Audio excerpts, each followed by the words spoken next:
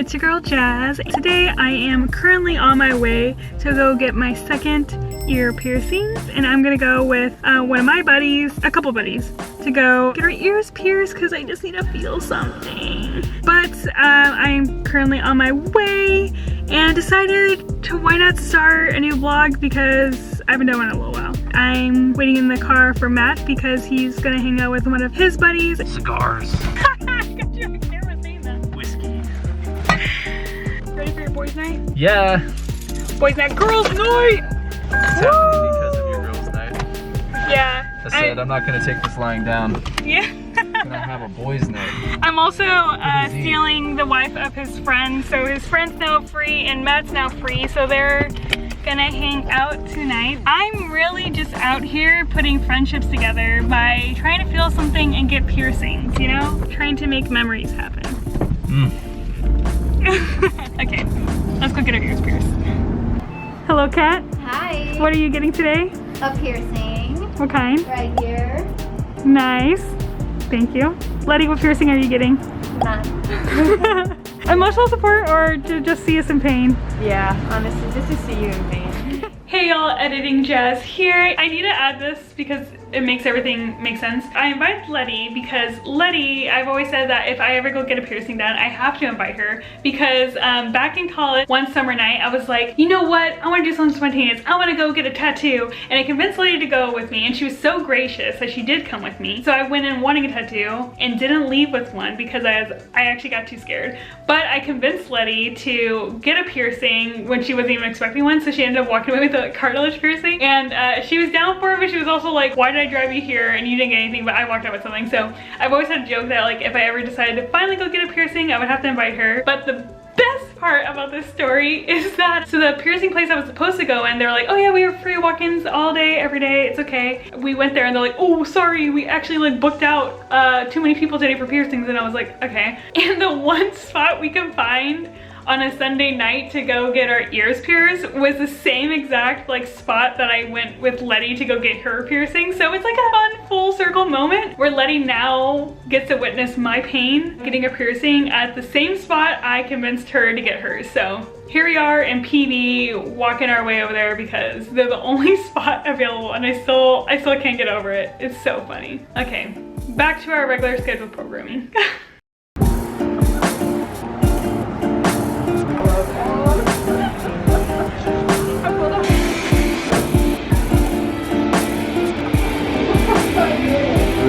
Like a little pinch. 12-year-olds are players get this.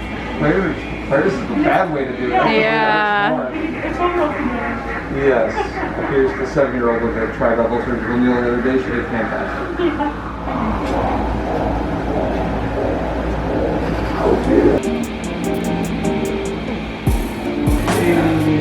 There you go.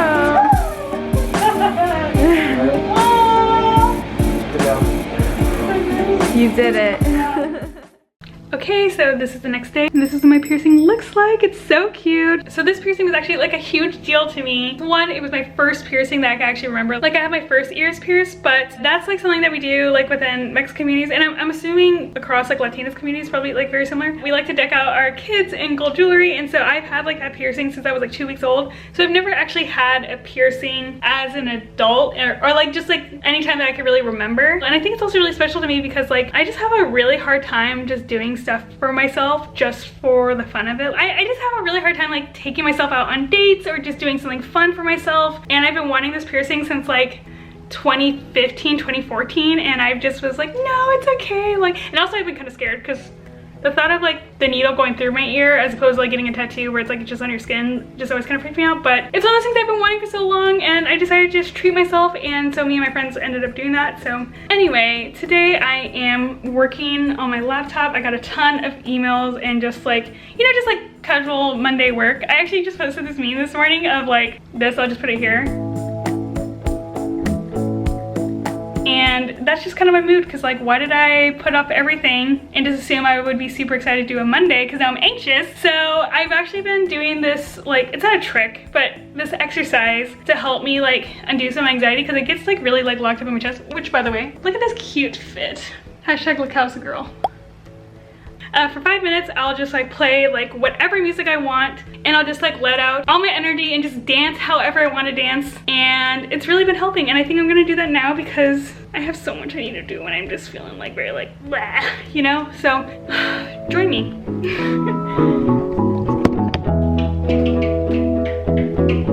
I know you're just a dawn away.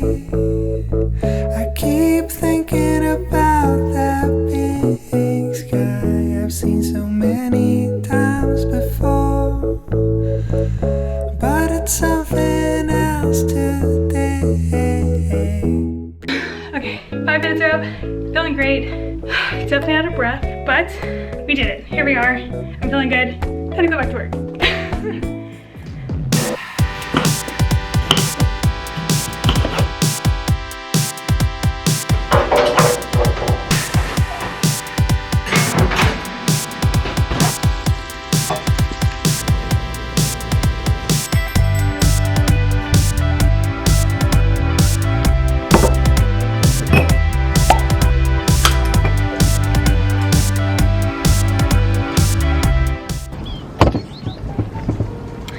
Hello, we are in my little backyard area eating my little dinner I just created. I made this little roasted salad with whatever we literally had in our kitchen, and it should taste good. And then also I got this aperitif from House, not sponsored by the way, but it's very good. It's a grapefruit jalapeno aperitif and it's delicious. So yeah, but I realized I haven't really, like I was planning on vlogging every day and I haven't because I've just been so freaking busy and just a lot has been going on the past couple days. So let's kind of like step back and reflect on what's been happening.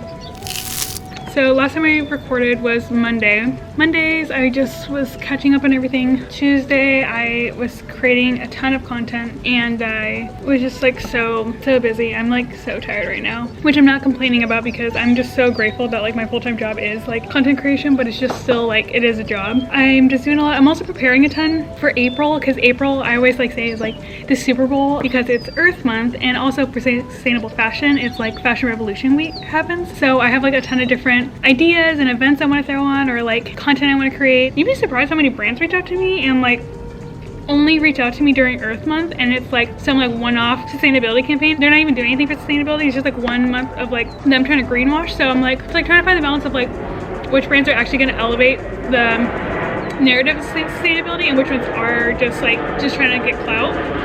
And then on Tuesday night, me and Matt went with my friend Gabby and her husband, and we went to an AAPI vigil for the victims of the Atlanta shooting, but like Asian hate crimes that have been like increased throughout COVID. But then even so, like in the past week, which is like all the coverage around it, like it just like really breaks my heart. And that was really cool to hear just like from the community, just to see what type of like local San Diego people are to fight against these things. It was also interfaith, which is like super sick to like just like see like people from different spiritual practices coming together and really like rallying around the API community. And I feel like what was interesting that I was processing with Gabby afterwards was like I feel like there's this narrative that's pushed that within like the marginalized groups that Black and Latinx communities are like more oppressed than AAPI communities are. And I think it's really clicked that like how much our sufferings are all tied together. And it's like logically I've already known that, but I think it's really clicked on a deeper level of like even just like seeing how like Asian Americans like had stepped up for Black Lives Matter and like seeing that happen. And then on the other end seeing like how Black folks have like stepped up to the plate and like Latinx folks have like stepped up to the plate, and like how our suffering really is shared and united. And I think that's like really clicked of like, wow, like we really are all in this together. We're not these separate groups. And I feel like that's a lie of white supremacy that makes you feel like basically makes you play the oppression Olympics. And I feel like that's really clicked from like I didn't even realize on the level that I was like doing that. But something honestly that's been really annoying in this is like I feel like I've been having an increase of people ask me to speak up on a ton of things. The thing is, it's like of course I want to, like that's like I want to use my platform for good and like as it should be, and like all influencers have like a level of responsibility to that. But I think it's really weird and hard of like as a woman of color, specifically like a Black woman, it's like really awkward and uncomfortable when like I have people constantly asking me to like speak up even more than what I'm already doing, because it's like my joy and my platform and what I'm doing is already such an act of resistance. I've had some really harsh messages from people saying that I wasn't doing enough, and like that like really sucked, and I'm sure there's a lot of other people of color who have felt that similarly. So I would just say that, like, not to do that. Yeah, but everyone's really dealing with this separately, and like, you don't know the other conversations people are having or what they're doing. Even like what I'm presenting here, this is just a snippet of my week and of my day. I just feel like we just really need to give each other grace and space to just feel and process and figure out things on our own. And what really it's going to take is like really standing up for one another and like speaking up when we need to and doing what we need to. But all that to say, I just really hope that, like, if you are part of the AAPI community, I am so sorry. I'm trying not to be like one of those people that cries on camera. I'm not on the influencer level yet to cry on camera. I don't know. But yeah, I am just so sorry for what you're going through. I know how traumatic this all is, to just have everything, just to have like all these like biggest fears you have like being televised, to have it be discussed finally is such a big relief. But like, at what cost? It took people's death for people to care, and I know how hurtful that is and how hard that is. So my heart is with you, and we're in this together, and I'm here for you. And I really want to stop Asian hate, and I'm just really, really sorry. So anyways, I've already done a ton of crying this week. It's been really hard. I think we've all really felt that. On a brighter note, I have like some really cool stuff planned out. So I'll be heading over to LA later this week. Anyways, I'm just gonna finish my food and I'll talk to you later.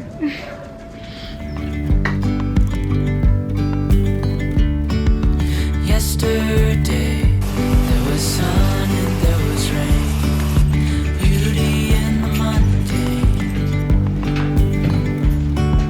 And as the light startled our eyes, we let go of disguise. And now, there's something in the air. Good morning. I am currently on my way up to LA for a fun special work trip slash friend reunion. I'm gonna see my friend Christine. She runs the brand Dear Survivor. She's also one of my oldest like San Diego friends. When I first became passionate about like sustainable fashion like 5-6 years ago, I was like super in love with her brand and who she was. One day I saw her at the church I was going to, and I was like, oh, that girl kind of like looks familiar. And I was like, hey, I like your pieces. Like, they remind me of this brand called Dear Survivor. And she was like, oh, that's me. And I was like, like in the funny part too, a week or two before I first met Christine, I was like planning on like asking her brand if they had like any internships, because I thought it was like more than a one-woman show. I thought there was like a whole team, but apparently it was just Christine, and it's still just Christine to this day. She really like encouraged me to like learn more about sustainable fashion. She encouraged me to continue my blog all the times. Like, there was so many times I wanted to quit, and she encouraged me to keep like going. And I just owe so much of what I've learned and what I'm doing to her now. So the collaboration I am going up to go do with her is just so exciting and just means like so much. And by the way, this collaboration isn't like just something where I'm just like showcasing one of her products. I'm going to be co-creating some pieces, and I'm so excited to do that because all the pieces that we're making are going to be completely upcycled and sustainable, and we're going to try to like release it during Fashion Revolution Week. So today we are going to be creating the pieces together, and we'll also be shooting together to try to get some content for promotion of the campaign that we're doing together. So I'm so excited to be going up to LA, and it's completely worth it for me to wake up at 6 o'clock and hit the road. Tiptoes, undercover agents of the other, beyond gravel, beyond all. Hello.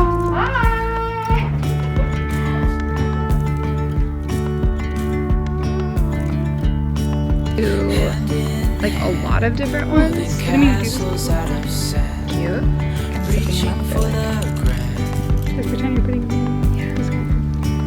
As willows align, we lose track of time. And a pine now we climb. Just got back, and I am so excited to eventually show you guys this line that we are creating together, this little collab. But yeah, I think I'm just gonna wrap up the vlog here and head back home. I'll talk to you later. Bye.